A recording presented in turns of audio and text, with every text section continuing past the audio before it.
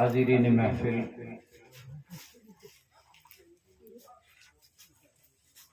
السلام علیکم ورحمۃ اللہ وبرکاتہ۔ وعلیکم السلام ورحمۃ اللہ وبرکاتہ۔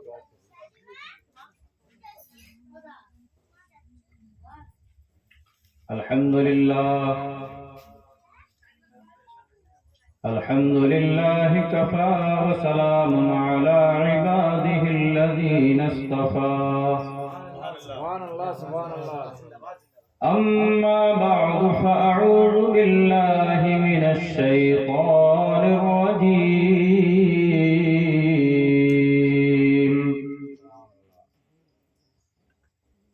بسم اللہ الرحمن الرحیم،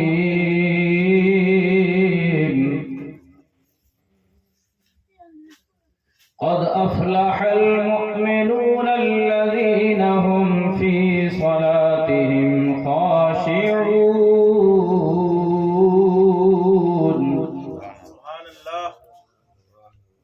والذين هم عن اللغو معرضون، والذين هم للزكاة فاعلون، والذين هم لفروجهم حافظون۔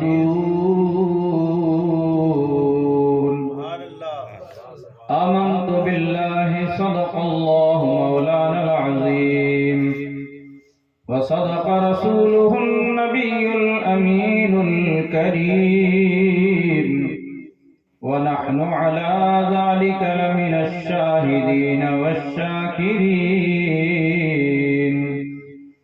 والحمد لله رب العالمين۔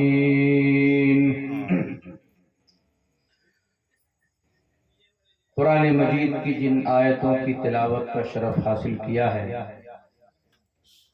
ان آیتوں کی روشنی میں آپ سے گفتگو کروں، اس سے پہلے ہم اور آپ ساری کائنات کے مرکز عقیدت، غم خوار امت، آقا رحمت، حضور رحمت للعالمین، شفیع المذنبین، راحت العاشقین، جان عالمین صلی اللہ تعالی علیہ وسلم کی بارگاہ بے کس پناہ میں انتہائی ادب و احترام کے ساتھ بآواز بلند ہدیہ درود و سلام پیش کریں۔ اللہم صلی علی سیدنا و شفیعنا و نبینا و حبیبنا و مولانا محمد مبارک وسلم، صلو علیہ صلاۃ و سلاما علیک یا رسول اللہ صلی اللہ تعالی علیہ وسلم۔ ہماری اور آپ سب کی مشترکہ خوش نصیبی ہے کہ اللہ رب العزت کی دی ہوئی توفیق سے ہم اور آپ سرکار غوث اعظم رضی اللہ تعالی عنہ کی یاد میں یہ محفل جو ہے منعقد کی، اور اس میں ہم اور آپ سب شریک ہو رہے ہیں۔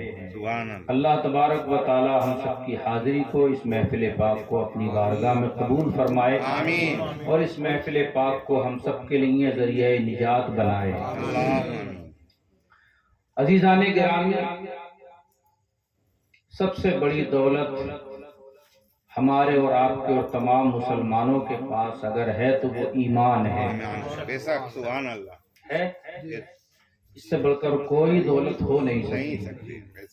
اللہ کے پیارے رسول صلی اللہ تعالی علیہ وسلم کی بارگاہ میں ایک پیارے نبی کے پیارے صحابی حاضر ہوئے، یا رسول اللہ، دھیان سے سننا میری بات کہ ایمان کیا ہے، اور یہ ایمان جس کو ملتا ہے وہ کتنا خوش نصیب انسان ہوتا ہے۔ نبی پاک صلی اللہ علیہ وسلم کی بارگاہ میں ایک صحابی حاضر ہوئے، یا رسول اللہ صلی اللہ تعالی علیہ وسلم، اے اللہ کے رسول، میں اس زمانے کی بات بتانے جا رہا ہوں جس زمانے میں ایمان بھی نہیں لایا تھا، میں حالت کفر میں تھا، آپ کی آمد نہیں ہوئی تھی۔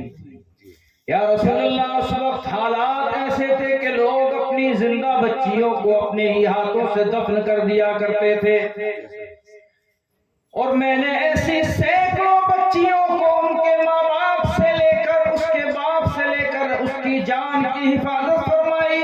جو باپ اپنی بیٹی کو اپنے ہاتھ سے زندہ دفن کرنے کے لیے لے جا رہا تھا میں نے اس کو بچایا, اس کی جان کو بچایا. ایک نہیں بار بار یہ کام کیا, سینکڑوں بار یہ کام کیا. ہے تو بڑا نیک کام, کسی کی جان بچانا تو بہت نیک کام ہے نا. بے شک سبحان اللہ. کسی کی مدد کرنا, ہیلپ کرنا تو بہت بڑا نیک کام ہے. کسی پڑوسی کا خیال کرنا, کسی بیمار کی حالت کو پوچھ لینا, کسی غریب کی غربت میں مدد کر دینا, کسی کی پریشانی میں اس کا ساتھ دے دینا. یعنی جب کسی کی مجبوری میں آپ کام آؤ گے اس کا دل خوش ہوگا, اور جب غریب کا دل خوش ہوگا تو خدا بھی خوش ہوگا, مدینے والے بھی خوش ہوں گے. بے شک یا رسول اللہ, ایک بار نہیں بار بار سینکڑوں بار میں نے یہ کام کیا. ایک بچی نہیں بلکہ سینکڑوں بچیوں کی جان کو بچا کر میں نے ان کی حفاظت کی تھی. لیکن تھا حالت کفر میں, کام تو بڑا نیک کیا تھا مگر مسلمان نہیں تھا اس وقت. وہ صحابی پوچھتے ہیں یا رسول اللہ, اس نیک کام کا بدلہ کیا مجھے کچھ ملے گا؟ کیا اللہ اس نیک کام کا بدلہ کچھ دے گا؟ کیا ان نیکیوں کی کچھ اللہ رب العزت اس کے کچھ بدلے میں مجھ کو عطا فرمائے گا؟ میرے آقا صلی اللہ علیہ وسلم مسکرا کے جواب ارشاد فرماتے ہیں, اے میرے صحابی, اللہ نے اس کا بدلہ تجھ کو دے تو دیا, اور کیا چاہیے؟ کہا یا رسول اللہ اس کا کیا بدلہ دیا؟ میرے نبی فرماتے ہیں اللہ نے تجھ کو ایمان کی دولت سے مالا مال. اللہ تبارک و تعالیٰ نے تجھ کو ایمان کی دولت عطا فرمائی. بتا اس سے بڑھ کر اور کوئی دولت ہو سکتی ہے؟ ایمان ملا تو پھر آپ غور کیجئے اور آپ گنتے چلے جائیے. ایمان ملا تو پھر کیا کیا ملا؟ سبحان اللہ. ایمان ملا تو ہمیں قرآن بھی ملا, ایمان ملا تو ہمیں رمضان بھی ملا, ایمان ملا تو ہمیں خدا کا پیغام ملا, ایمان ملا تو ہمیں زکات ملی, ایمان ملا تو حج ملا, ایمان ملا تو کعبہ ملا, ایمان ملا تو مکہ ملا, ایمان ملا تو مدینہ ملا, ایمان ملا تو اللہ رب العزت کا پیارا محبوب ملا, ایمان ملا تو ہمیں خدا مل گیا, خدا ملا. ایمان کی برکت سے ہمیں خدا کی پہچان ہوئی, ورنہ ہم بھی کسی پتھر کے سامنے سر پٹک رہے ہوتے, ہے نا.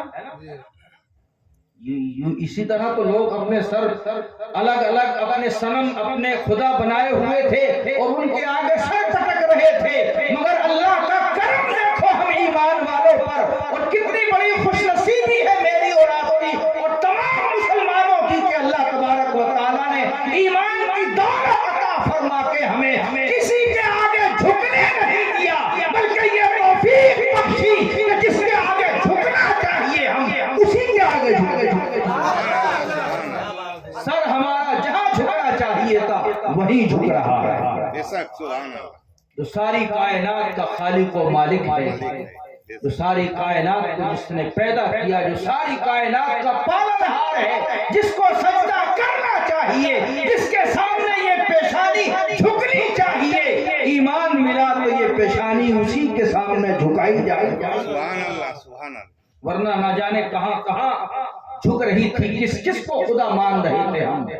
تو بتائیے مجھے ایمان سے بڑھ کر اور کوئی دولت ہے؟ نہیں.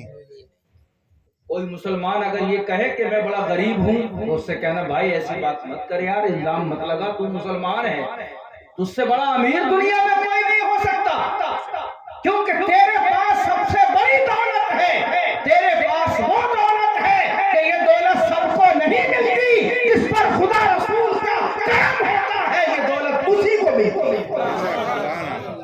تو ہم کو تو وہ دولت ملی ہے, اللہ نے اس دولت سے ہمیں مالا مال فرمایا ہے جو سب کو نہیں ملتی.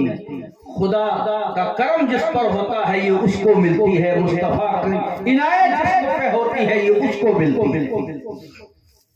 آج غوث اعظم کی محفل نہ سجا رہے ہوتے اگر یہ ایمان کی دولت نہ ہوتی تو, ہیں بچے بچے کی زبان پہ یا غوث یا غوث یا خواجہ یا خواجہ، مجاہد ملت کے نعرے لگائے جا رہے ہیں، حافظ ملت کے نعرے لگائے جا رہے ہیں، یہ نہ لگتے اگر ایمان کی دولت نہ ملتی۔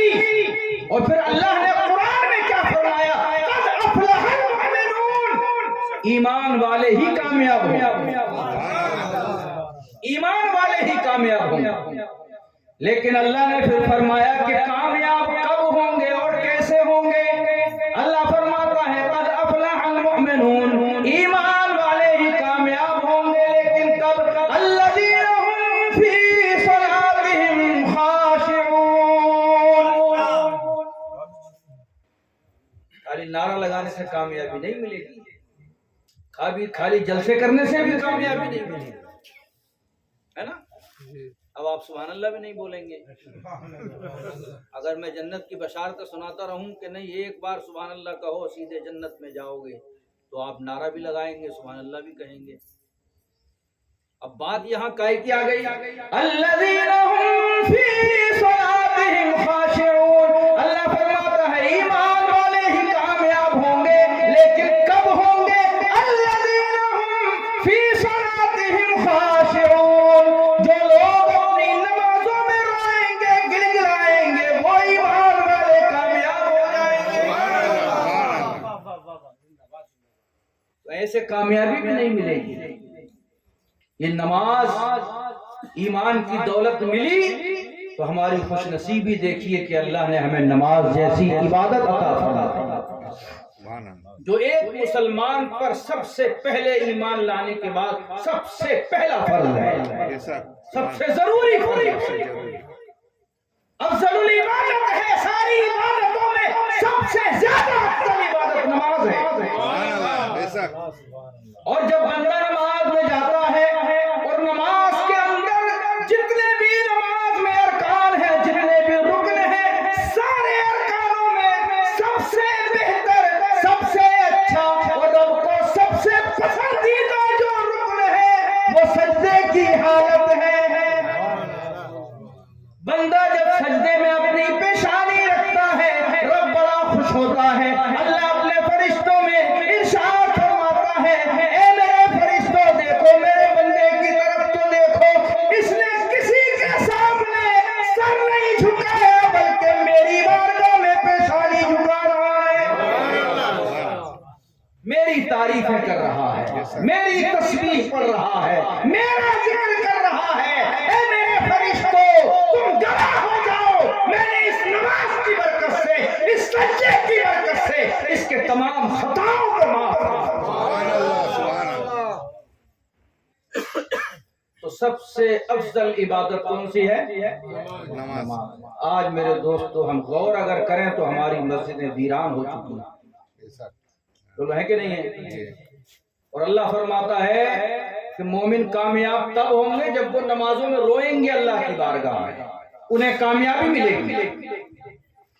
اور یہ مسلمان آج کا جو ماڈرن مسلمان ہے جو انگریزی راستے پہ چل رہا ہے، یہ کہتا ہے کہ نہیں مسجد میں جانے سے کامیابی نہیں ملتی، منتریوں کے پاس جانے سے کامیابی ملے گی، راجنیتی میں سیاست میں جاؤ کامیابی ملے گی، دولت کماؤ کامیابی ملے گی، جھوٹ بولو کامیابی ملے گی،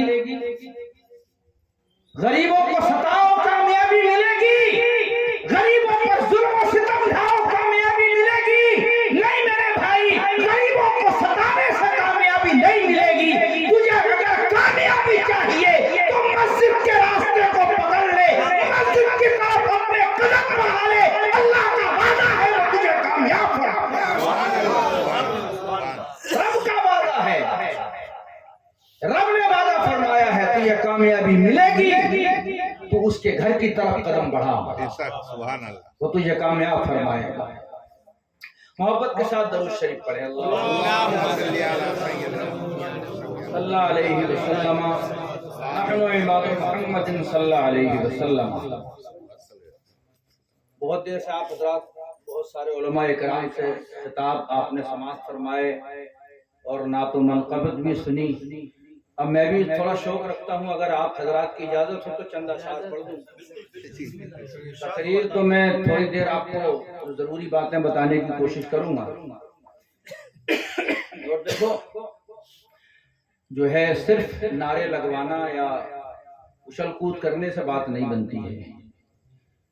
بس دعا کریں کہ اللہ تعالی ہمیں کہنے اور سننے سے زیادہ عمل کی توفیق عطا فرمائے.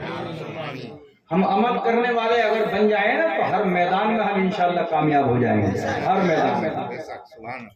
لو مدینے کی تجلی سے لگائے ہوئے ہیں، لو مدینے کی لو مدینے کی تجلی سے لگائے ہوئے ہیں. ابھی تو لو لگی ہوئی ہے، کاش زندگی بھر یہ ہر وقت ایسے ہی لو لگتی رہے، مدینے کی جانب یہ لو لگی رہے بس، تو انشاءاللہ دل بھی سمر جائے، زندگی بھی سمر بے جائے. شک سبحان اللہ. لو مدینے کی لو مدینے کی تجلی سے لگائے ہوئے ہیں. ارے دل کو ہم مت لائے انوار بنائے ہوئے ہیں، دل کو ہم مت لائے انوار بنائے ہوئے ہیں. جزاک اللہ، اللہ خیر فرمائے. میں سمجھ رہا ہوں کہ شاید آپ میری بات سمجھ رہے ہیں. اب میرے کو بنگالی تو آتی نہیں ہے، تو پھر بھی میں آسان لفظوں میں آپ کو سمجھانے کی کوشش کروں گا. اور ہمارے حضرت بیٹھے ہوئے ہیں ماشاءاللہ، جو ہے بہت قابل شخصیت ہیں، اور بہت کچھ مجھے امید ہے انشاءاللہ آگے چل کے دین کا کام ہوگا اور دین کا فائدہ ہوگا ان کی ذات سے. بے شک سبحان اللہ. اور اللہ تعالیٰ ہم سب کو، جتنے بھی ہمارے علماء اکرام جتنی ہمارے جماعت کے لوگ بیٹھے ہیں، ہم سب کو اللہ توفیق بخشے کہ ہم دین کی خدمت کریں، آمین. ہے نا. اللہ رب العزت سے ہم نے جو وعدہ کیا تھا اس کو پورا کریں. ہماری روحوں نے جب وعدہ کیا تھا، اللہ نے پوچھا تھا لست بربکم، کیا میں تمہارا رب نہیں ہوں؟ قالوا بلا ربنا، تو ہم سب نے کہا تھا ہاں مولا ہمارا تو ہی رب ہے. سبحان اللہ. یہ وعدہ ہم نے رب کی بارگاہ میں کیا. اولیاء اکرام کیوں تشریف لاتے ہیں دنیا میں؟ کیوں اللہ والوں کو بھیجا جاتا ہے؟ سرکار غوث اعظم کو دنیا میں کیوں بھیجا گیا؟ غریب نواز کو دنیا میں کیوں بھیجا گیا؟ مجاہد ملت تشریف لائے کیوں؟ اللہ اپنے محبوبوں کو، اپنے دوستوں کو دنیا میں کیوں بھیج رہا ہے؟ وہ اسی لیے تشریف لاتے ہیں کہ جب لوگ خدا سے دور ہونے لگتے ہیں، جب لوگ دین سے دور ہونے لگتے ہیں، تو وہ دین کی طرف لے کے لانے کے لیے تشریف لاتے ہیں. جو رب سے ہم نے وعدہ کیا تھا، جب اس وعدے کو ہم بھولنے لگتے ہیں تو اس وعدے کو یاد کرانے کے لیے اللہ والے تشریف لایا کرتے ہیں. تب اللہ والے دنیا میں آتے ہیں تاکہ اس وعدے کو ہم یاد رکھیں اور اس پہ عمل کریں جس جو وعدہ ہم نے رب سے کیا تھا. قالوا بلا وربنا، جب ہم نے رب سے کہا تھا ہاں مولا تو ہی ہمارا رب ہے. سبحان اللہ. بے شک. وہ وعدہ ہم بھول چکے میرے دوست. اس وعدے کو جو ہم نے کیا تھا رب سے، اسے ہم بھول چکے ہیں. ہمیں بھولنا نہیں ہے، اس وعدے کو یاد کرانے کے لیے ہی اللہ والے تشریف لاتے ہیں. سبحان اللہ. بے شک. لو مدینے کی تجلی سے لگائے ہوئے ہیں، دل کو ہم مت لہے انوار بنائے ہوئے ہیں، اور کشتیاں اپنی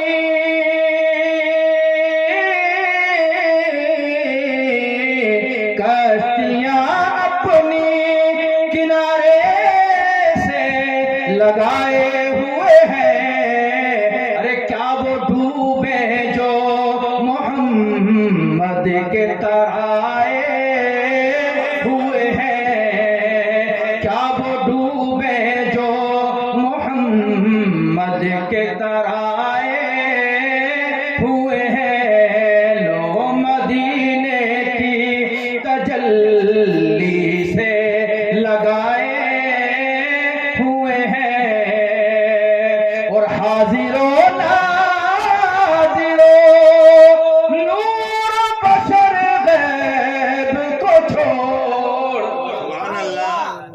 شعر ہے. میں علماء اکرام خاص کر شعر پہ توجہ چاہوں گا. بڑے جھگڑے ہوتے ہیں، نبی پاک صلی اللہ علیہ وسلم کو حاضر و ناظر مانتے ہیں. یہ شرک ہو گیا، یہ بدعت ہے. حاضر و ناظر کس کو کہتے ہیں؟ جو ہر وقت ہر جگہ حاضر ہو، اسی کو کہتے ہیں نا حضرت. جی اب نبی پاک صلی اللہ علیہ وسلم کو یہ حاضر مانتے ہیں، یہ کیسے ہو سکتا ہے؟ اچھا یہ بتائیے، جو فرشتہ روح قبض کرتا ہے وہ افضل ہے یا میرے نبی افضل ہے؟ میرے نبی افضل ہے. کون افضل ہے؟ جو تمام فرشتوں کے سردار سید الملائکہ حضرت سیدنا جبریل علیہ السلام ہیں، وہ میرے نبی کے خادم. تو پھر اور فرشتوں کی بات کیا کرنا ہے؟ جو سارے فرشتوں کے سردار ہیں وہ خود میرے نبی کے خادم ہیں، خدمت گزار ہیں. نبی پاک صلی اللہ علیہ وسلم کی بارگاہ میں حاضر ہوتے ہیں، دست بستہ کھڑے ہو کے پہلے سلام پیش کرتے ہیں. سبحان اللہ. بے شک تو جو فرشتے روح قبض کرتے ہیں وہ درجے میں زیادہ بلند یا میرے نبی کا درجہ بلند؟ تو خدا کے بعد تو سب سے بلند اگر کوئی درجہ ہے میرے نبی کا مقام. سبحان اللہ. سبحان میرے نبی کا مقام خدا کے بعد سب سے افضل. سارے نبیوں میں میرے نبی سب سے افضل، سارے انسانوں میں میرے نبی سب سے افضل. یعنی خدا کے بعد وہ درجہ کسی کا نہیں جو میرے نبی کا درجہ ہے. جو میرے نبی کا مقام ہے وہ مقام کسی کا نہیں. تو پھر جو فرشتہ روح قبض کرتا ہے وہ نبی کے مقام کو کیسے پہنچ سکتا ہے؟ نبی تو مقام میں بہت بلند و بالا ہے. تو وہ فرشتہ جو روح قبض کرتا ہے ساری دنیا میں روزانہ لاکھوں لوگوں کی روح قبض کرتا ہے. نہ جانے کتنے جانوروں کی روح قبض کی جاتی ہے اور وہی فرشتہ کرتا ہے. جانوروں کی روح بھی وہی فرشتہ، انسانوں کی روح بھی وہی فرشتہ قبض کرتا ہے، روح نکالتا ہے ایک ہی فرشتہ. دنیا میں لاکھوں لوگوں کی روح ایک ہی وقت میں نکلتی ہے، وہ فرشتہ ایک ہی وقت میں لاکھوں جگہ پہنچ جاتا ہے. اس بات کو وہ بھی ماننے کو تیار ہیں جو کہتے ہیں کہ مصطفیٰ جان رحمت صلی اللہ علیہ وسلم کو حاضر کہتے ہیں، حاضر و ناظر مانتے ہیں. یہ شرک ہے. اس بات کو وہ بھی نہیں ٹھکرا سکتے کہ ہاں ایک فرشتہ لاکھوں جگہ ایک ہی وقت میں روح کیسے نکالنے پہنچ جاتا ہے. یعنی جو نبی کے خادم ہیں ان کا لاکھوں جگہ پہنچنا تو یہ مان سکتے ہیں، جو میرے نبی سب سے بلند و بالا مرتبے والے ہیں ان کا حاضر و ناظر یہ نہیں مانتے، ان کو حاضر و ناظر نہیں مانتے. تو جب روح نکالنے والا فرشتہ ایک ہی وقت میں لاکھوں کروڑوں جگہ پہنچ سکتا ہے تو میرے نبی کیوں نہیں پہنچ سکتے ہیں؟ نبی کیوں نہیں حاضر و ناظر ہے؟ اور پھر اس بات کو چھوڑیے نہیں مانتے، ٹھیک ہے آؤ سرکار غوث اعظم جن کی محفل ہم سجائے ہوئے ہیں، جن کا ذکر ہو رہا ہے، سرکار غوث پاک رضی اللہ تعالیٰ عنہ کی ولایت اور آپ کو شیخ اور آپ کو نہ جانے آپ کا جو مرتبہ ہے اس کا اقرار یہ بھی کرتے ہیں بلکہ ہر تمام عقیدے والے کرتے ہیں. ان کی کتابوں میں لکھا ہے کہ ان کا درجہ بڑا بلند غوث پاک رضی اللہ تعالیٰ عنہ. بارگاہ میں ایک شخص آیا، حضور میرے گھر میں دعوت ہے. کہا ٹھیک ہے آ جاؤں گا. کل کی دعوت ہے؟ ہاں آ جاؤں گا. دوسرا شخص آیا، کہا حضور کل کو میرے گھر دعوت ہے. ایک ہی وقت کی دعوت، دوپہر کی دعوت یا شام کی جو بھی وقت تھا، اور سب نے آ کر کے جتنے بھی آنے والے آئے دعوت دی. کل میرے گھر دعوت ہے. سرکار غوث اعظم نے سب کی دعوت منظور فرمائی، سب کی دعوت، اور سب کے یہاں پہنچ گئے. بے شک اب ایک چوراہے پہ کھڑے ہو کر کے ایک شخص یہ اعلان کر رہا تھا کہ میری قسمت بڑی جو ہے خوش نصیب ہوں میں، میری قسمت چمک گئی. کہا کیوں؟ کہا کل میرے گھر غوث اعظم آئے تھے، دعوت میں نے دی تھی، وہ تشریف لائے. سبحان اللہ. دوسرا آ کہا تو جھوٹ بولا، وہ تو میرے گھر آئے تھے. تیسرا آ کہا تو بھی جھوٹ بولا، کہ وہ میرے گھر آئے تھے. جتنوں نے دعوت دی تھی ایک ایک کر کے سب جمع ہوتے چلے گئے. کہا سب جھوٹ بول رہے ہو، یہ کیسے ہو سکتا ہے؟ ایک ہی وقت میں کتنی جگہ سرکار غوث اعظم دعوت میں کیسے پہنچ سکتے ہیں؟ کہا یہ مسئلہ خود حضور غوث اعظم یہ حل فرما سکتے ہیں. کہا چلو تو سرکار غوث اعظم ایک درخت کے نیچے آرام فرما رہے ہیں. پہنچ گئے سارے جانثار، پہنچ گئے سارے غلام، پہنچ گئے سارے عاشق و دیوانے، پہنچ گئے سارے محبت کرنے والے. حضور ایک مسئلہ اٹک گیا ہے. کہا کیا ہوا؟ حضور کل آپ میرے گھر تشریف لائے تھے، کہاں آیا تھا؟ دوسرے نے کہا میرے گھر بھی تو آئے تھے، کہاں تیرے گھر بھی آیا تھا؟ تیسرے نے کہا حضور میرے گھر بھی تو آئے تھے، کہاں ہاں آیا تھا. کہا سب کے گھر کیسے آ گئے؟ غوث اعظم فرماتے ہیں آنکھوں کو بند کرو. آنکھوں کو بند کیا، آنکھ کھول کر کے درخت کی طرف دیکھو. جب درخت کے پتوں پر نگاہ گئی تو ہر درخت کے ہر پتے پر غوث اعظم نظر آ رہے تھے. غوث اعظم کی تصویر نظر آ رہی تھی. غوث اعظم دکھ رہے تھے.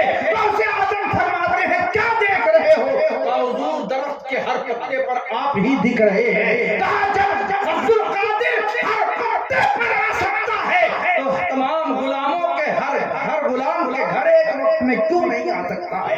جب مصطفیٰ جان رحمت صلی اللہ علیہ وسلم کا نواسا اپنے دیوانوں کے گھر ایک ہی وقت میں ہزاروں کے گھر جا سکتا ہے تو مدینے والے آقا اپنے غلاموں کے گھر ایک ہی وقت میں کیوں نہیں جا سکتا؟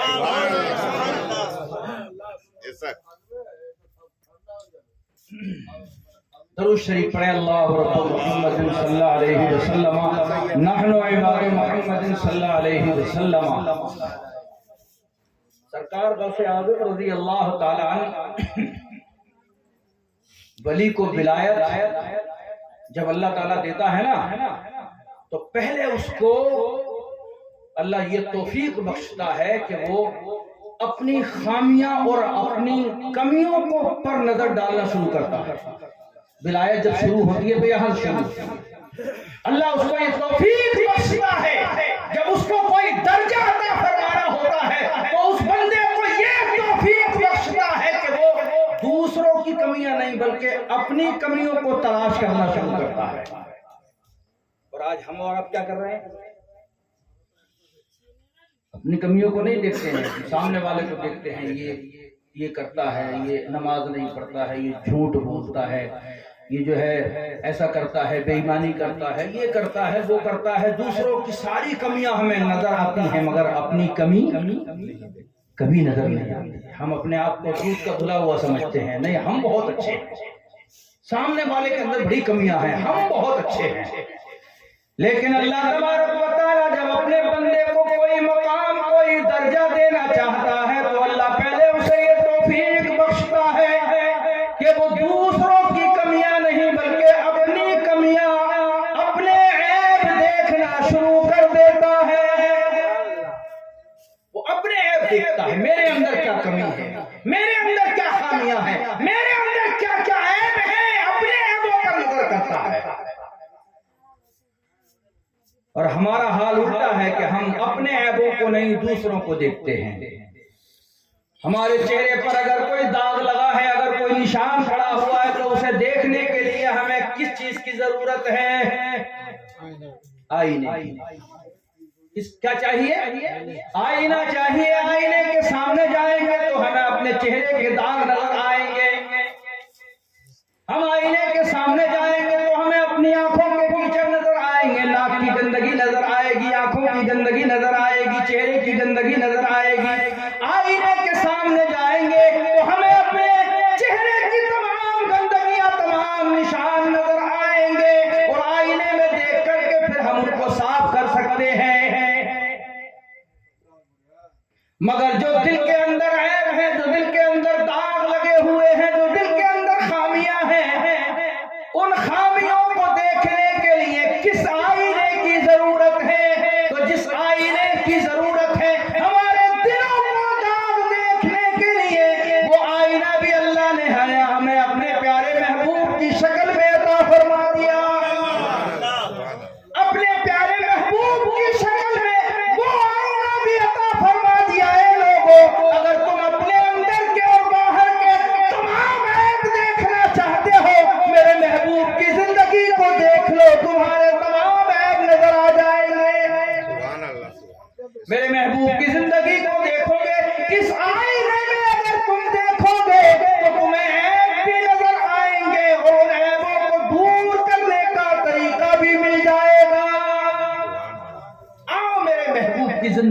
دیکھو بے شک تو تمہیں تمہارے عیب تمہاری خامیاں بھی نظر آئیں گی، اور ان عیبوں کو ان خامیوں کو دور کرنے کے تمام طریقے تمہیں ملیں گے۔ اللہ کے پیارے رسول صلی اللہ تعالی علیہ وسلم پر جب ظالموں نے ظلم کیا، پتھروں کی بارش کی، نبی پاک صلی اللہ علیہ وسلم کی بارگاہ میں عرض کی گئی، یا رسول اللہ آپ ان کے لیے ہاتھ اٹھا کے بددعا فرما دیں، اللہ ان پہ عذاب نازل فرمائے گا۔ میرے آقا صلی اللہ علیہ وسلم ارشاد فرماتے، نہیں، مجھے امید ہے ان کی آنے والی نسلیں مجھ سے پیار محبت کریں گی، میرا کلمہ ضرور پڑھیں گی، آنے والی نسلیں میرا کلمہ پڑھیں گی۔ ان ظالموں کے لیے نبی پاک صلی اللہ علیہ وسلم نے بددعا نہ فرمائی، بلکہ اللہ کے رسول کے جب ہاتھ اٹھے تو دعا فرمائی۔ بے شک سبحان اللہ ہمارا حال کیا ہے؟ یہ ہے زندگی میرے آقا صلی اللہ علیہ وسلم کی۔ آج کا نوجوان جو فلمی دنیا کے ہیرو کو اپنا آئیڈیل سمجھتا ہے اور اپنا رہنما سمجھتا ہے، یعنی اس کی تمام حرکتوں کو اپناتا ہے، اس کی تمام جو وہ پہنتا ہے، جیسے پہنتا ہے ویسا یہ بھی لباس پہنے گا، جیسے اس کی چالو چلن ہے اس کا بھی ویسے ہی چالو چلن ہے۔ مگر میرے دوست، تجھے ان کی تمام عادتیں اپنانے سے کامیابی نہیں ملنے والی ہے۔ اگر ہمارا آئیڈیل کوئی ہے، بلکہ تمام کائنات کا، تمام انسانیت کا کوئی آئیڈیل بن کے آیا ہے تو وہ مدینے کے تاجدار ہیں۔ سبحان اللہ یہ ہے ہمارے آئیڈیل۔ زندگی اگر گزارنے کا صحیح طریقہ اگر کسی نے دکھایا ہے تو وہ مدینے والے آقا صلی اللہ علیہ وسلم ہے۔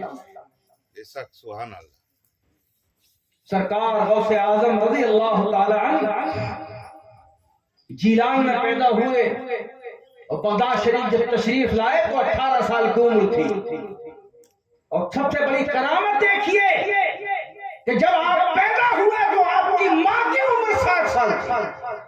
حالانکہ اس عمر میں بچہ پیدا نہیں ہوتا، لیکن اللہ رب العزت کی قدرت ہے، وہ چاہے تو 60 سال کا 100 سال کی عمر میں بھی بچہ پیدا ہو جائے۔ بے شک سبحان اللہ اور اس نے جب چاہا تو ہوا، اس نے جب چاہا تو بغیر باپ کے بھی بچہ ہوا، بے شک اس نے جب چاہا تو بغیر ماں باپ کے بھی انسان پیدا ہوا، اس نے جب چاہا تو بغیر ماں کے بھی ہوا، بغیر باپ کے بھی ہوا، اس کی قدرت ہے۔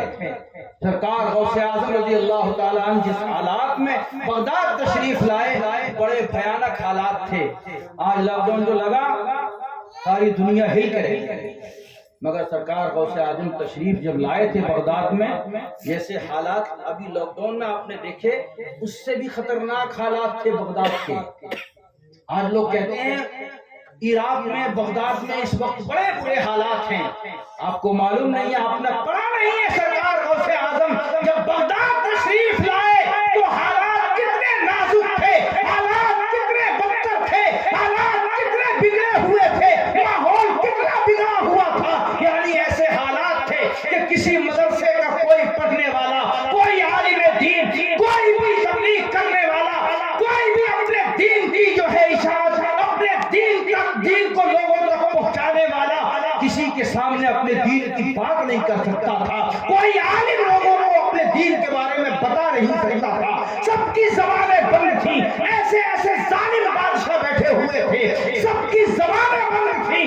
ایسے حالات میں غوث اعظم بغداد تشریف لائے اور نبی کے لائے ہوئے مقدس دین کی آپ نے وہ تبلیغ فرمائی، وہ تبلیغ فرمائی کہ ساری طاقتیں ایک طرف رکھی رہ گئی اور اللہ کے رسول کا لائے ہوا دین ایسے ہی بلند ہوتا چلا گیا،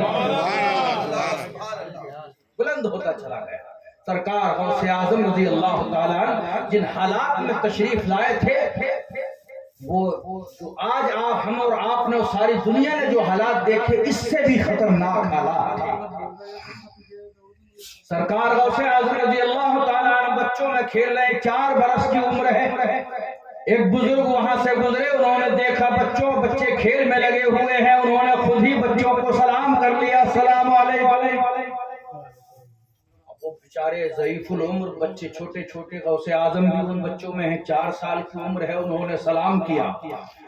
आज तो भाई सलाम का बड़ा मसला है ना। गरीब बेचारा अगर कोई है तो उसको तो कोई सलाम करना पसंद ही नहीं करता है।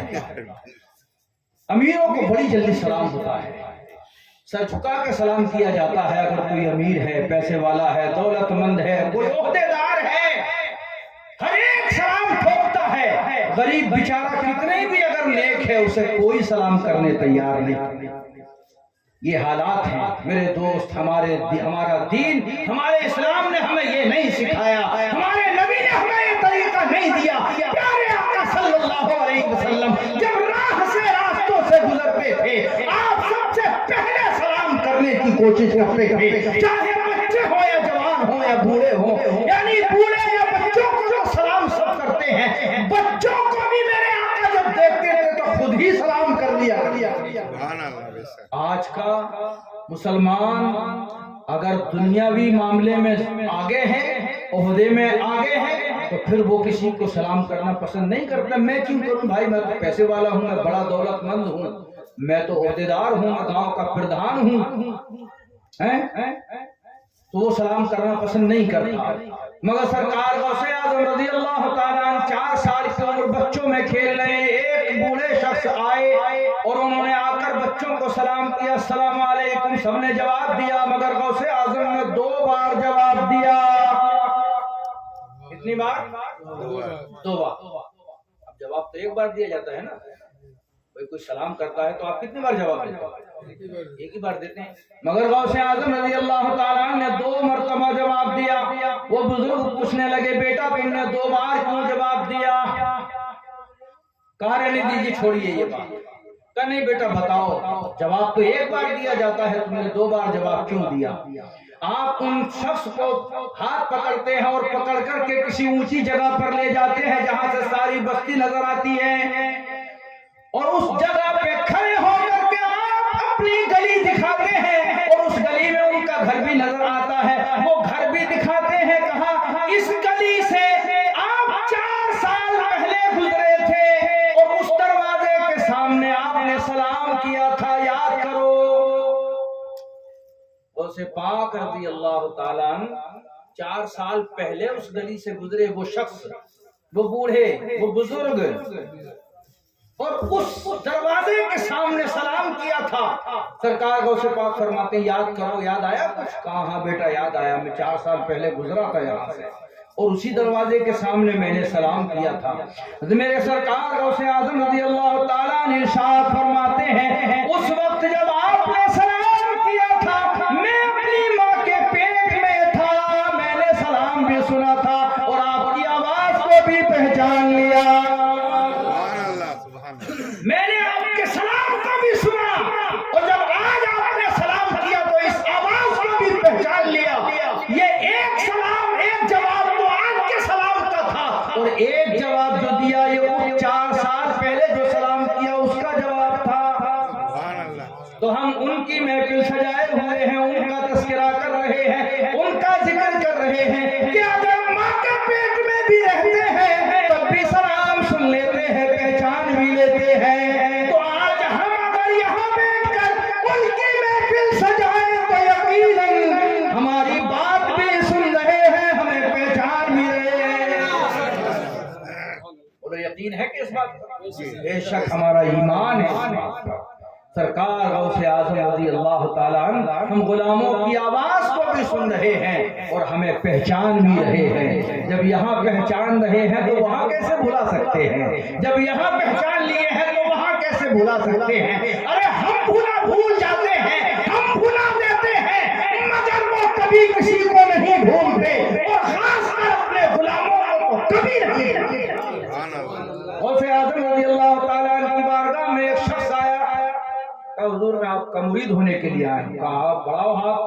कहा हुजूर मेरी 2 शर्तें हैं। पहले कहा क्या शर्तें हैं? कहा हुजूर एक तो ये है कि मैं नमाज नहीं पढ़ता। आपने फरमाया अस्तगफिरुल्लाह रब्बी।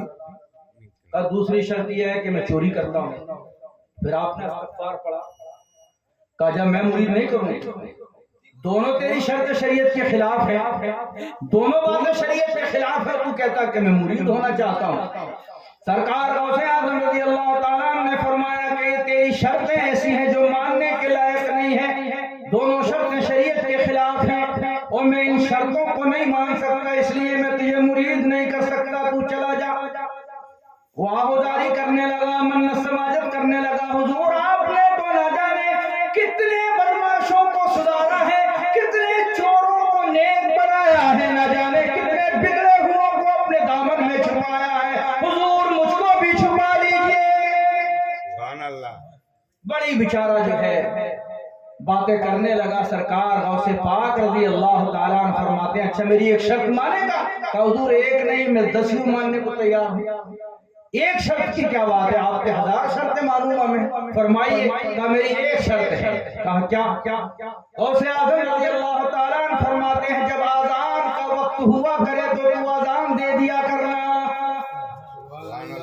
صرف اذان دینا، جہاں بھی رہے جب اذان کا وقت ہو جائے تو اذان پڑھ دینا۔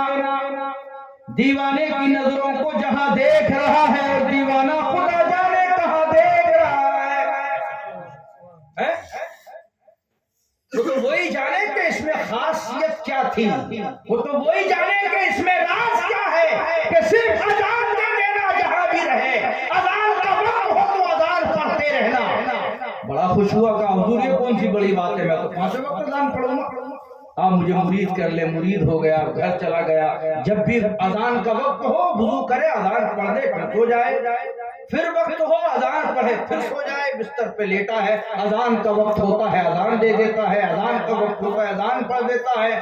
بی بی گھر میں 2-3 دن تک دیکھتی رہی، کہیں کہا یہ کیا بات ہے، یہ کس نے بتا دیا یہ عمل کہ اٹھو اور وضو کرو، اذان پڑھو، پھر لیٹ جاؤ، نماز کون پڑھے گا؟ تم صرف اذان پڑھ دیتے ہو اور نماز کا پڑھو گے، اور اذان کا اتنا ہی اگر شوق ہے تو جاؤ محلے کی مسجد چلے جاؤ، وہاں اذان پڑھ دینا، وہاں پڑھنا اذان۔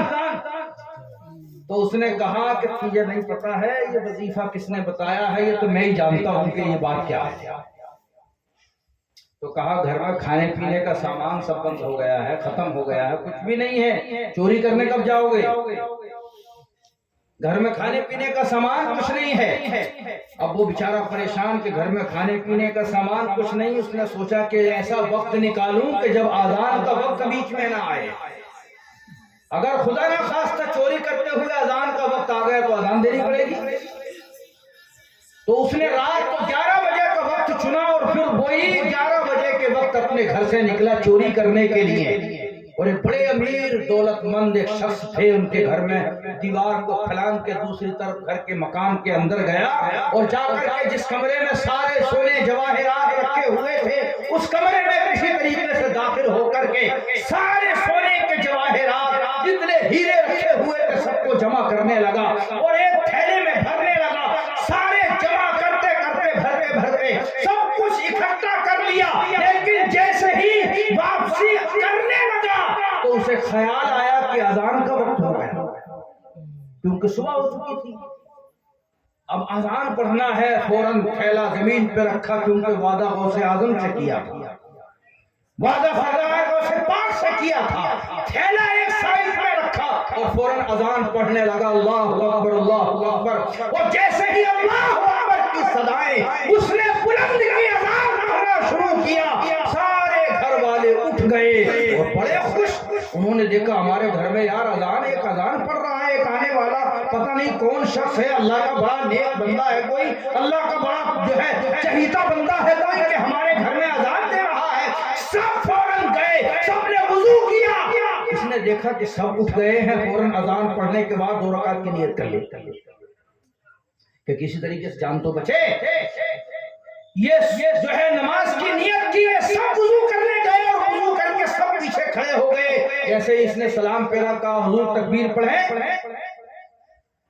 کہا کیا بکواس کر رہے ہو، کہا سنتیں پڑھ لی آپ نے، ہم بھی وضو بنا کے آ گئے ہیں، اب جماعت کا وقت ہو گیا ہے، آپ نماز پڑھا دیں۔ اب یہ بیچارہ کانپ رہا ہے کہ میں کہوں تو کیا کہوں، کہنے لگا کہ مجھے شرمندہ مت کرو، میں جو ہوں وہ تم سمجھ نہیں رہے ہو، کہا کیسی باتیں کرتے ہو، ہم جو سمجھ رہے ہیں تم وہی ہو، کہا میں وہ نہیں ہوں، میں چور ہوں۔ میں چوری کرنے کے لیے آیا تھا. وہ سب کہنے لگے حضور ایسے مذاق کیوں کر رہے ہیں آپ اور چوری کیسے کر سکتے ہیں؟ اب یہ بڑا پریشان ہے. کہا حضور وقت ختم ہو جائے گا فجر کا، بس ہم تکبیر کہتے ہیں، آپ جماعت کھڑی کیجیے، نماز پڑھائیے. اب مرتا کیا نہ کرتا، بیچارے نے کہا پڑھو تکبیر. تکبیر کہہ دی گئی. امام صاحب مصلی پہ کھڑے ہیں جو چوری کرنے آئے تھے، پیچھے پیچھے جماعت، گھر والے سب کے سب کھڑے ہیں، اور سب اس نے نماز پڑھائی، سلام پھیرا، دعا کی، اور جیسے ہی دعا کی سب ان کے ہاتھ چومنے لگے امام صاحب کے.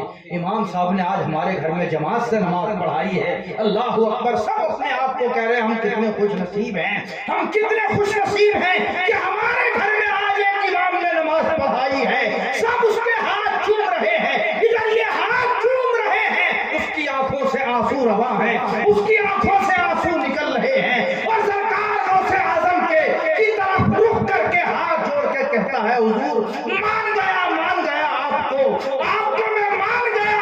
ایک وقت کی نماز پڑھی ہے تو اللہ نے اتنی عزت عطا فرمائی ہے، اگر پانچوں وقت کی پڑھوں گا تو پتہ نہیں اللہ کتنی عزتیں عطا فرمائے. یہ ہے نماز کی برکت. اور ادھر غوث اعظم اپنے مریدوں میں نماز پڑھ کے مسکرا رہے ہیں، کہہ رہے ہیں پھنس گیا. غوث اعظم کہیں سے دیکھ لیے، فرماتے ہیں پھنس گیا. غلاموں نے کہا حضور کون پھنس گیا؟ کہا وہ چور پھنس گیا. کہا کون چور؟ کہا اس نے 2 شرطیں مجھ سے منوائی، میں نہ پھنسا، میری ایک شرط مان کے وہ پھنس گیا. وہ پھنسا نہیں تھا بلکہ جو پھنسا ہوا تھا غوث اعظم نے اس کو نکال دیا. تو غوث اعظم پھنسے ہوا کو نکالنے کے لیے آئے ہیں. اللہ کے دین سے جو دور ہو گئے ان کو دین کی طرف بلانے کے لیے آئے ہیں. رب سے جو ہم نے وعدہ کر کے ہم بھول گئے اس وعدے کو یاد دلانے کے لیے آئے ہیں. الست بربکم جو ہم نے وعدہ کیا تھا اس وعدے کو ہمیں یاد دلانے کے لیے غوث اعظم تشریف لائے. کرامت ہے تو زندگی ان کی کرامت ہی کرامت ہے. سرکار غوث اعظم رضی اللہ تعالی عنہ دنیا میں اللہ نے ولایت عطا فرمائی، کسی کو جوانی میں، کسی کو بڑھاپے میں، کسی کو کسی بزرگ کے ذریعے، کسی کے ذریعے اللہ نے ولایت عطا فرمائی. مگر غوث اعظم سرکار رضی اللہ تعالیٰ عنہ وہ ولی ہیں کہ جب پیدا ہو رہے ہیں تو ولایت کا تاج لے کے تشریف لا رہے ہیں. وہ سرکار غوث اعظم رضی اللہ تعالیٰ عنہ آپ سے پوچھا حضور آپ کو کب احساس ہوا کہ میں ولی ہوں؟ پوچھا لوگوں نے آپ کو کب احساس ہوا کہ میں ولی ہوں؟ غوث اعظم فرماتے ہیں جب میں 10 برس کا تھا تو جب میں راستوں سے گزرتا تھا تو مجھے آوازیں آتی تھی، اور یہ آواز آتی تھی کوئی کہنے والا کہتا تھا لوگوں ہٹ جاؤ اللہ کا ولی آ گیا. جب یہ آوازیں میں سنتا تھا تو مجھے احساس ہونے لگا کہ اللہ نے مجھے ولایت کا درجہ عطا فرمایا ہے. ولایت کا درجہ کیا؟ جس طرح میرے آقا صلی اللہ علیہ وسلم سارے ولیوں میں سب کے سلطان و سردار ہیں، سارے نبیوں میں سب کے سلطان و سردار ہیں، سرکار غوث اعظم سارے ولیوں میں سلطان الاولیاء ہیں، سارے ولیوں کے سردار. ایک مرتبہ سرکار غوث پاک رضی اللہ تعالیٰ عنہ ایک گائے کی پونچھ پکڑنے کی کوشش کر رہے تھے. وہ گائے پیچھے مڑ کے دیکھتی ہے اور اپنی زبان سے عربی میں کیا کہتی ہے؟ وہ گائے کہتی ہے عبدالقادر میرا پیچھا کیوں کرتے ہو؟ اللہ نے تمہیں سارے ولیوں کا سردار بنا کے بھیجا ہے. سبحان اللہ. تو جانور بھی جانتے ہیں کہ یہ سارے ولیوں کے سردار ہیں، یہ تاج الاولیاء ہیں. جانور بھی جانتے ہیں، پہچانتے ہیں، غوث اعظم کی شان کو پہچانتے ہیں جانور بھی. مگر باہر انسان تو نہ پہچان سکا غوث اعظم، تو نہ پہچان سکا غوث پاک کو جن کا عالم یہ ہے. آپ نے جس کا دودھ پیا تھا، جو آپ کی ماں ہے، جن کا دودھ پیا، پہلے یہ عام طور پر یہ ہوتا تھا کہ جب بچہ پیدا ہوتا تھا تو اس کو دائیاں اپنے گھر لے جاتی تھی، اس کی پرورش کرتی تھی، پالتی تھی، دودھ پلاتی تھی، پھر جب کچھ ہوشیار ہوتا تھا تو وہ اس کے گھر لا کے دے دیتی تھی. تو سرکار غوث اعظم رضی اللہ تعالیٰ عنہ نے بھی دودھ پیا، ایک خاتون ان کو لے کے گئی اور دودھ پیتے تھے. جب آپ جو ہے جوان تھے، وہ خاتون جن کا آپ نے دودھ پیا تھا وہ ضعیف ہو چکی تھی. ایک روز سرکار غوث پاک کی بارگاہ میں حاضر ہوئی. غوث اعظم رضی اللہ تعالیٰ نے جیسے ہی دیکھا ان کو، کھڑے ہو گئے، بڑی عزت کے ساتھ احترام کے ساتھ بٹھایا. اور جب وہ بیٹھ گئے تو وہ عرض کرنے لگی، بیٹا عبدالقادر، جو میں بچپن میں کبھی دیکھا کرتی تھی وہ آج بھی دیکھنا چاہتی ہوں. کہا کیا دیکھنا چاہتی ہو میری ماں؟ کہا بیٹا جب میں تجھے دودھ پلاتی تھی نا تو تم میری گود سے اچھل جاتا اور اچھل کے زمین پہ نہیں گرتا تھا، بلکہ تو آسمانوں کی طرف پرواز کرتا تھا اور سورج میں جا کر چھپ جاتا تھا. یہ کب کا معاملہ ہے؟ جب دودھ پیتے تھے سرکار غوث پاک. اور یہ بیان کون کر رہی ہیں؟ وہ آپ کی ماں جن کا دودھ پیا تھا. کہا بیٹا میری گود سے اچھلتا تھا اور اچھل کر کے آسمانوں میں تو سیر کرنے لگتا تھا اور پھر سورج میں جا کے چھپ جاتا تھا. کس میں جا کے؟ سورج میں جا کے. چاند میں نہیں کہا. اگر چاند میں چھپ جاتے سرکار غوث پاک رضی اللہ تعالیٰ عنہ تو آج زمانہ یہ کہتا کہ یہ کون سی کمال ہے. آج تو ہماری سائنس بھی چاند تک پہنچ چکی ہے، یہ تمہارے غوث اعظم کا کون سا کمال ہے؟ مگر سائنس نے آج تک دعویٰ یہ نہیں کیا ہے کہ ہم سورج پہ گئے ہیں. سائنس نے دعویٰ کیا کیا ہے؟ ہم چاند پر گئے ہیں. اور سورج پہ کوئی دعویٰ کر بھی نہیں سکتا. اگر کر دے گا نا تو جھوٹا ہی ہوگا. وہ جانے کی تو کسی میں ہمت ہے ہی نہیں، کیونکہ جب ان کی پشت ادھر ہے تو حالت یہ ہے کہ اے سی کے بغیر کام چلتا نہیں، اور کبھی کبھی اے سی کی فیل تو سورج پہ جانے کی بات کوئی نہیں کرتا. تو اس لیے غوث اعظم رضی اللہ تعالیٰ عنہ بچپن میں چاند پر نہیں بلکہ سورج میں جا کے چھپتے تھے. وہ جانتے تھے چاند میں اگر جاؤں گا تو کل آنے والے زمانے میں لوگ یہ کہیں گے کہ یہ کون سا کمال ہے. چاند پر تو سائنس بھی جا چکی ہے، تمہارے غوث اعظم کا کیا کمال ہے؟ ارے کمال تو یہ ہے کہ غوث اعظم چاند پر نہیں بلکہ جا کے سورج میں چھپ جاتے ہیں. سورج میں چھپتے ہیں تاکہ کبھی قیامت تک کوئی سائنس بھی دعویٰ نہیں کر سکتی. آج ماں آئی ہے بیٹا، آج پھر وہی چیز دیکھنا چاہتی جو بچپن میں دیکھا کرتی تھی. چاند سورج میں جا کے چھپ جاتے تھے، آج بھی دیکھنا چاہتی ہوں. غوث اعظم کا جواب سنو. اللہ نے کیا طاقت عطا فرمائی ہے، اللہ نے کیا اختیار عطا فرمایا ہے. غوث اعظم فرماتے ہیں ماں وہ میں بچپن کا زمانہ تھا، میں سورج میں جا کے چھپتا تھا، سورج مجھ کو سنبھال لیتا تھا. آج میں جوان ہو چکا ہوں، آج اللہ نے مجھے وہ قدرت و طاقت عطا فرمائی ہے، وہ کمالات عطا فرمائے ہیں کہ آج سورج میں وہ طاقت و تاب نہیں ہے جو مجھ کو چھپا سکے. سورج میں وہ تاب نہیں جو مجھ کو اپنے اندر سما سکے، اس لیے کہ آج میرے اندر نہ جانے ایسے کتنے سورج چھپے ہوئے ہیں، نہ جانے کتنے سورج چھپے ہوئے ہیں. ان کی محفل ہم نے سجائی ہے، ان کا ذکر ہم کر رہے ہیں جن کو اللہ نے یہ قدرت عطا فرمائی ہے. اور خوش نصیب ہیں ہمارے شریف بھائی جنہوں نے غوث پاک رضی اللہ تعالیٰ عنہ کی محبت میں اس محفل کو سجایا ہے. اللہ سے دعا کریں کہ اللہ دنیا اور آخرت ان کی سجا دے، دنیا اور آخرت ان کی کامیاب بنا دے. بلکہ اللہ نے کامیاب بنا دی. جس باپ کے دو بیٹے حافظ قرآن ہو جائے اس سے بڑا خوش نصیب کون؟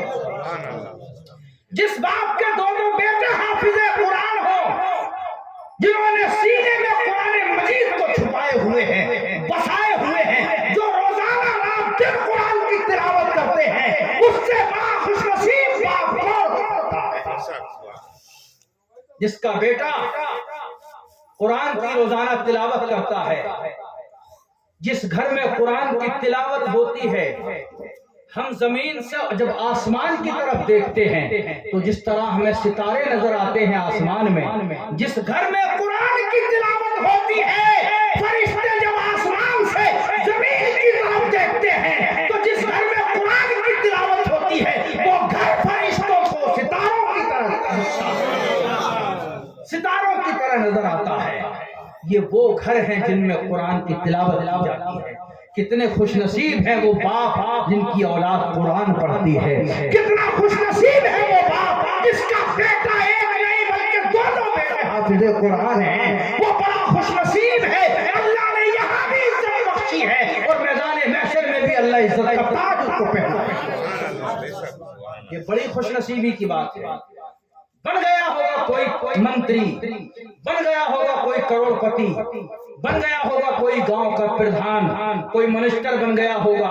چند دن کے لیے بن جائے گا، چند دن کے لیے دولت ہاتھ آ جائے گی، چند دن کے لیے امیری اس کے ہاتھ لگ سکتی ہے، لیکن یہ ایسی دولت ہے کہ جب تک دنیا میں رہے گا اس دولت سے فائدہ ہوتا رہے گا. جب تک قبر میں رہے گا قبر میں بھی اس دولت کے مزے لے گا، اور جب حشر میں آئے گا حشر میں بھی اللہ اس دولت کا انعام اٹھائے گا. وہ دولت اللہ نے ان کو عطا فرمائی ہے. اس سے بڑی خوش نصیبی کی بات اور کیا ہو سکتی ہے. یہ ذرا ذرا سے چھوٹے چھوٹے بچے، ان کو دیکھ کر کے قسم خدا کی دل خوش ہو جاتا ہے. باہر کیا قسمت پائی ہے ان بچوں نے، ان بچوں کے ماں باپ نے، کہ جن کے سینے میں کچھ اور نہیں بستا بلکہ رب کا قرآن بستا ہے. جن کی زبان پہ گانے بجانے نہیں بلکہ قرآن کی تلاوت جن کی زبان پہ ہوتی ہے، وہ کتنے خوش نصیب ہیں. ان کے ماں باپ کتنے خوش نصیب ہیں. اور یہ محفل پاک غوث اعظم رضی اللہ تعالیٰ عنہ کی سجائی ہے. اللہ تعالیٰ اس کی برکتیں ان کو بھی اور ہم سب کو عطا فرمائے. اس کی برکتوں سے ہم سب کو اللہ جو ہے فیضیاب فرمائے، جو ہے ان برکتوں سے مالا مال فرمائے. اور دعا کرے اللہ تعالیٰ ان کے بچوں کو حافظ قرآن تو ہو چکے ہیں، اللہ عالم دین بھی بنائے. درود شریف پڑھیں. اللہ صلی اللہ علیہ وسلم محمد صلی اللہ علیہ وسلم. تو ناز شریف کے چند اشعار رہ گئے ہیں، میں سنا دوں. لو مدینے کی تجلی سے لگائے ہوئے ہیں، لو مدینے کی تجلی سے لگائے ہوئے ہیں، لو مدینے کی لو مدینے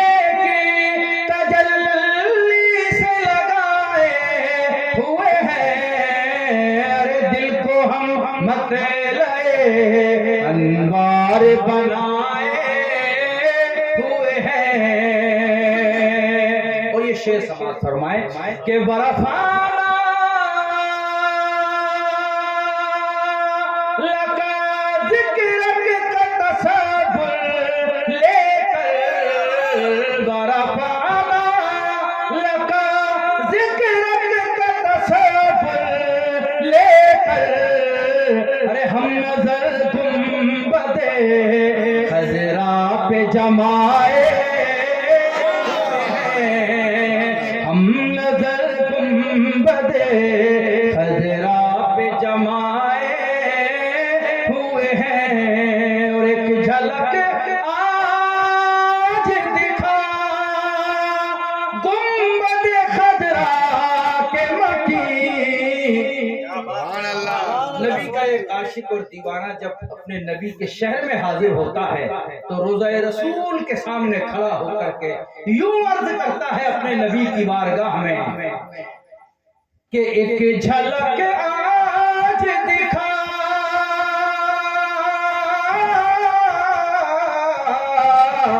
ایک جھلک آج دکھا گنبد خضرا کے مکی. کچھ بھی ہے دور سے، ارے کچھ بھی ہے دور سے دیدار کو آئے ہیں، کچھ بھی ہے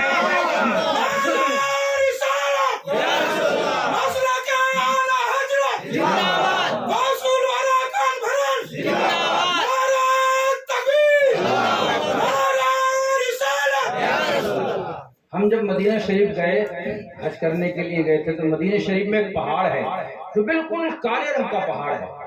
اور سارے پہاڑ سب ایک جیسے ہیں، لیکن وہ ایک پہاڑ ہے بالکل کالا ہے۔ تو ہم نے پوچھا کہ یہ پہاڑ الگ ہے ایک دم، یہ کالا کیوں ہے اتنا، باقی اور پہاڑ تو سب ایک جیسے ہیں؟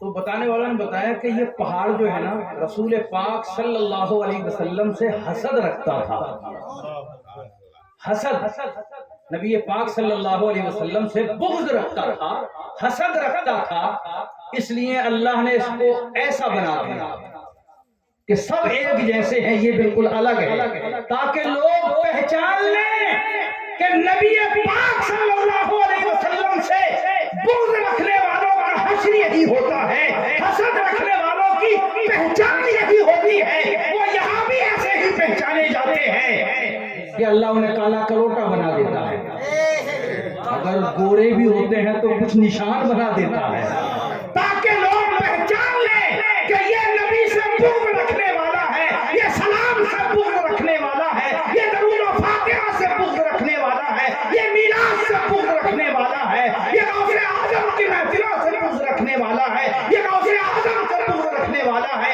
یہ اللہ والوں سے بغض رکھنے والا ہے، اس لیے اللہ نے اس کی پہچان بنا دی ہے تاکہ سب پہچان لیں، اور دیوانے سب ایک جیسے ہیں، سب کے چہروں پر نور چمکتا ہے، سب پہچانے جاتے ہیں کہ یہ بغض رکھنے والے نہیں، یہ پیار کرنے والے ہیں۔ تو وہ پہاڑ مدینہ شریف میں ہے، کالا ہے بالکل۔ تو ہم نے پوچھا یہ کیوں ایسا ہے، کالا ہے بالکل؟ کہا یہ سرکار سے بغض رکھتا تھا، اس لیے اس کو بالکل کالا کر دیا گیا ہے اللہ کی طرف سے، باقی سارے پہاڑ ایک جیسے ہیں۔ یار بے جان پتھر بھی اگر نبی سے بغض رکھے اللہ اس کی بھی شکل بدل دیتا ہے، تو تو انسان ہے، اگر تو بغض رکھے گا اللہ تیرے چہروں کو بگاڑ دے گا، اور نبی پاک سے پیار کرنے والا اگر رنگ کا کالا بھی ہوتا ہے تو چہرے پر نور چمکتا ہے۔ ورفعنا لك ذکرک کا تصور لے کر ہم نظر گنبد خضرا پہ جمائے